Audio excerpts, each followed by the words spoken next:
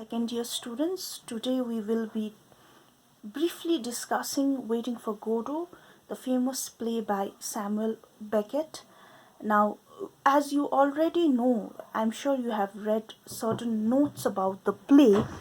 It is one of the most celebrated plays, one of the most enacted plays in world literature. Now, why is it so? There are various factors, but one important being that it belongs to the theater of absurd. Now, absurd, you already know, means strangeness. So, what was theater of absurd?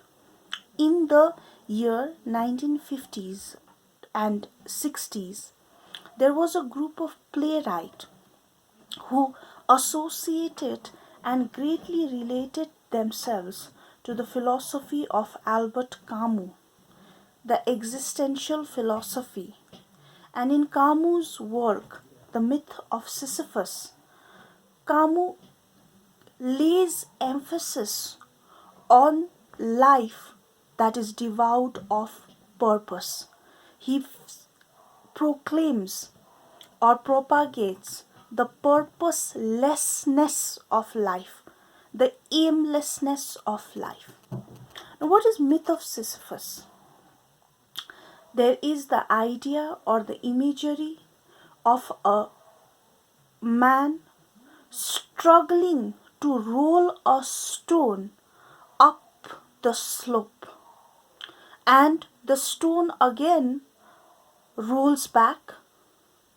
The man continuously strives to take the or to make sure that the rock or the stone rolls on the apex of the slope, but unfortunately he cannot hold it there. He lacks the strength to hold it there, and the stone falls back, repeatedly falls back to the base, and the man again continuously. So it's like a cycle.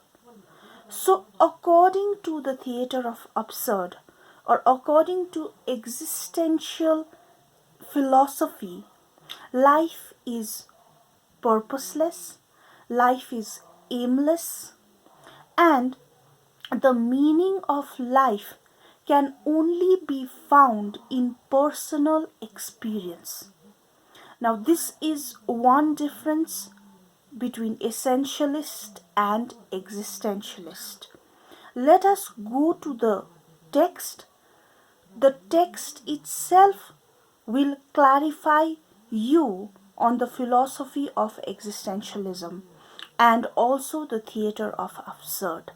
So let's just keep in mind that theater of absurd is associated with the philosophy of life having no purpose, life being a continuous struggle. So now let's fall back to the text. Of course, the play is divided into two acts, Act 1 and Act 2. Act 1 comprises of 13 scenes and Act 2 of 10 scenes. Who are the main protagonists? You have the two tramps, Vladimir and Estragon. Apart from the fact that they know each other for the last 60 years, we have no idea about their family, about their life story. Nothing is mentioned. Only the fact that these two tramps have been waiting for a person known as Godot.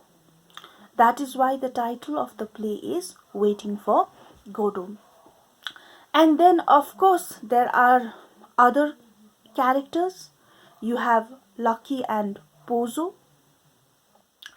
And then there is the messenger boy. So throughout the play, only these characters, especially Estragon and Vladimir, are continuously present on the stage.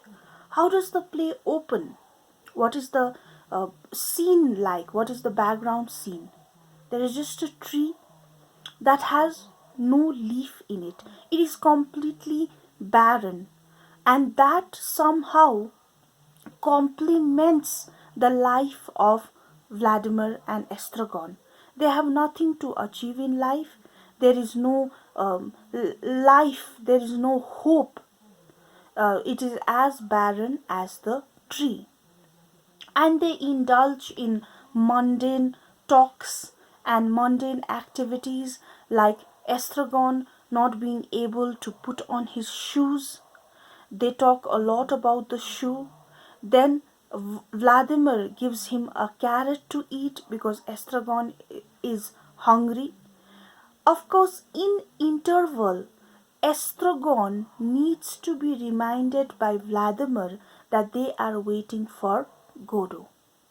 Then, interestingly, another pair surfaces on the stage, and these two, what is the relationship between Lucky and Pozo? Lucky is a slave to Pozo, and a slave of that degree that Lucky also thinks for Pozo. The moment Lucky wears his hat, Lucky can think, and the moment the hat is removed from his head, Lucky stops to think. In between, the messenger boy comes. In the first arrival of the messenger boy, we come to know that Godot will not be able to visit them that evening. The messenger boy arrives even in the second act. And in the second act too, he says that Godot will not be able to come and visit them. So there is this repetition when it comes to characters coming again and again, resurfacing. Even Lucky and Pozo enter in Act 2. This time, Pozo is blind and Lucky has gone dumb. And again, the messenger boy comes, as mentioned earlier. So there is this cyclical pattern of things going on.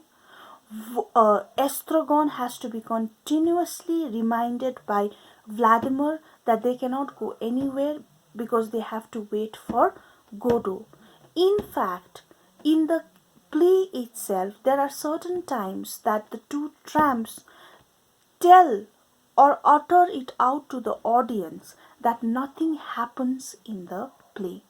So that is the significance, or that is the best quality, the peculiar characteristic of the play, and that is nothing happens. There is complete boredom, something that Pozo also mentions.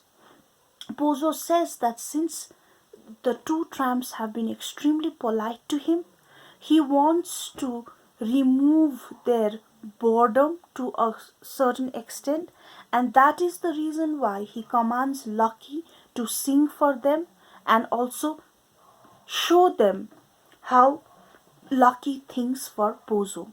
So one theme, important theme of the play is boredom, nothingness.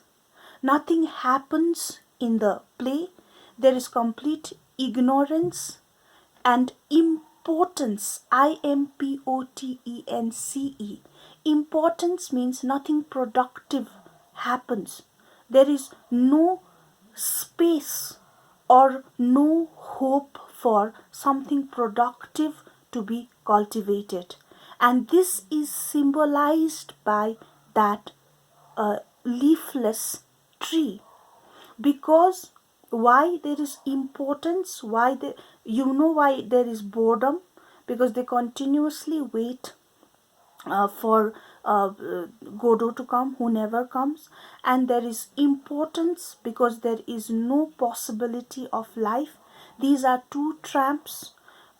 Even one of them continuously runs away, that is Estragon, comes back beaten up.